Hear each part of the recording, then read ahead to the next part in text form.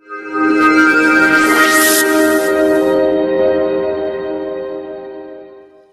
day everyone, I'm Dalibeth Murio from BSF1B. I am also the reporter of this topic about demographic changes. So, if you heard demographic changes, what comes in your mind?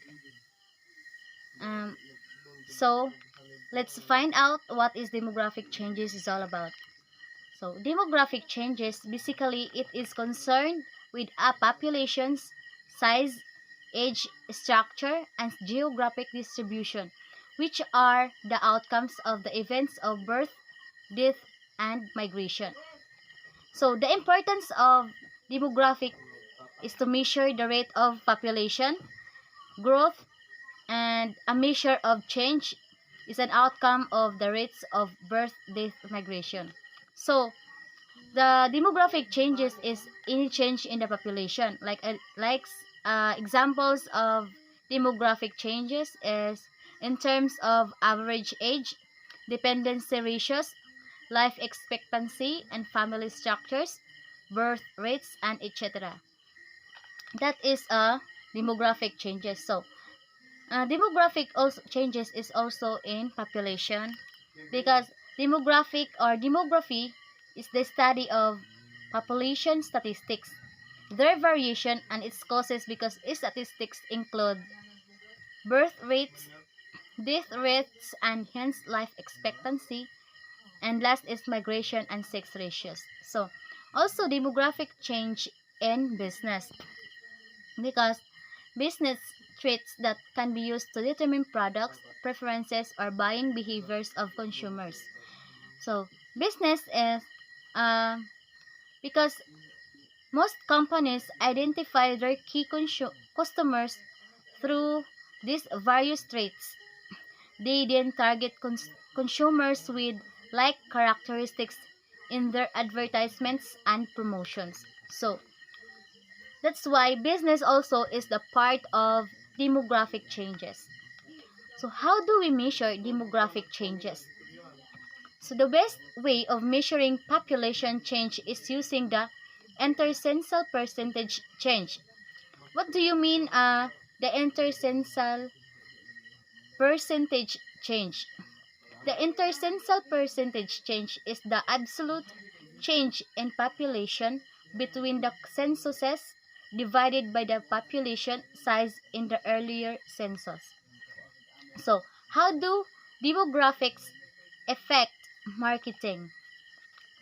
Um, Demographics are a key part of your small business marketing strategy.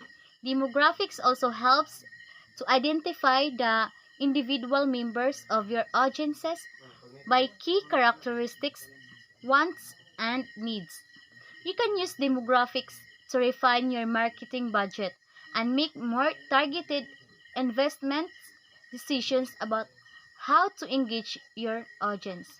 That's why demographic uh, changes is important. Next is demographic segmentation. These are the groups of customers and potential customers together by focusing on certain traits such as um, age, gender, ethnicity, religion, level of education, occupation, income, and family structure. Um, this is the most commonly used for demographic segmentation factors. So, the simplest way to adopt demographic segmentation is by using factors like age, gender, and income, because there are many non-character traits that you can focus on, especially in income and family structure, because it is a particular useful factors for retailers, allowing them to single out certain groups that might be interested in purchasing a specific product or service. What are the uses of demographic statistics? So, demographic data is the statistical data collected about the characteristic of the population. Like for example, of statistics, it is usually used to research a product or services, and how well it is selling, who likes it, and or what areas it is most popular. Examples of this: age and gender and income. That is the uses of demographic statistics. Um, the main because the main focus of demography is the statistical study of human population, because it examines the size, structure, and movements of population over space and time. So that's why demographic are important, so that you can understand how customers search for information and purchase products and services online. So being able to measure such characteristic is to identify the number of people to which you could potentially target your product or services. So that's why demographic changes is very important. Next is about the impact of demographic changes. But before we proceed, let me give to you a short video presentation about this topic.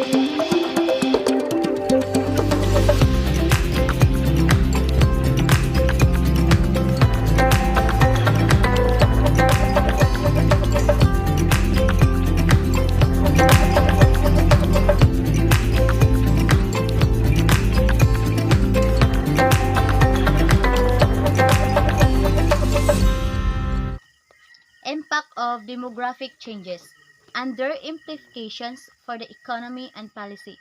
When we say impact of demographic changes, it is influence the long run in employment rate and equilibrium interest rate, housing market trends, and the demand for financial assets, um, such as underlying growth rate of the economy, structural productivity growth, living standards, savings rates, and last is consumption and investment. When you say underlying growth rate of the economy, it is the long run average rate for a country over a period of time. It is also measuring the trend requires a long run series of data is to identify the different stages of the economic cycle and then calculate average growth rates from peak to peak or trough to trough. Like for examples of growth rate, the relationship between two measurements of the same quantity taken at different times is often expressed as a growth rate. Like for example, the United States federal government employed 2,766,000 people in 2002 and 2,814,000 in people in 2012, because it states that the economic growth rate is the percentage change in the value of all of the goods and services produced in a nation during a specific period of time. That's the underlying growth rate of economy. Next is the structural productivity growth. When we say structural productivity growth, when a labor and other resources move from less productive to more productive. Uh, like for example, if a worker produces in an hour an output of 2 units whose price is $10, then his productivity is $20. Because the economy grows even if there is no productivity growth within sectors. So, what is the structural growth mean? So, The structural change is a shift or change in the basic ways of a market or economy functions or operates. Because the structural changes that move countries through the development process are often viewed in terms of shifts from primary to secondary and finally to tertiary productions. Because productivity growth, it an economy is able to produce and consume increasingly more goods and services for the same amount of work. That is the structural productivity growth. Is the living standards. Living standards means refers to wealth, comfort, material goods, and necessities of certain classes in certain areas or more objective characteristics, whereas quality of life is more subjective and intangible, such as personal liberty or environmental quality. Uh, it also refers to how well people live in a town, region, country, or larger part of the world, including the whole globe. That is living standards. Like for example, if GDP per capita, your total leisure time enjoyed each year, or also the access to healthcare services, and life expectancy and literacy rates. That's the main examples of living standards. So, also, there's a cost living in the living standards. The cost of living reflects how much money individuals require to live, specifically how much they need to buy their groceries, clothing, gasoline, cars, or pay for public transport. Be their utilities, cover healthcare costs, school, universities, fees, housing, and other basic survival items. Because for example, a wealthy person who can buy anything he wants. It means standard is how well or how poorly a person or group of people live in terms of having their needs and wants met. Uh, that's the also the part of living standards. So next is the savings rates. When you say savings rates, how what comes in your mind? 'Di ba? Mag-ipon or also kanang mag napoy mag-ipon sa bangko or mag-ipon sa ipon for purposes. Because savings rate is the percentage of disposable personal income that a person or group of people save rather than spend on consumption. It's also a savings rate reflects the rate of time preference for an individual or the average time preference for a group. Like for example, a deposit account. That's the savings rate. A pension account or an investment fund or as cash. It is also examples of savings rate because savings rates involves reducing expenditures such as recurring costs. That is the savings rates. Next is the consumption and investments. What is the consumption? Consumption is the flow of household spending of goods and services which yield utility in the current period. So, does consumption affect investments? So, consumption have a significant impact on both the unemployment rate and the investments. So, consumption is buying and using something or how much of something has been used up. Like for example, eating a snack and some cookies. And also when a person consumes 2 bushels of vegetables per day. That's the examples of consumption. And also the investments. Investments is use funds which provides us the return and long-term benefits. Because investments is referred to any mechanism used for generating future income.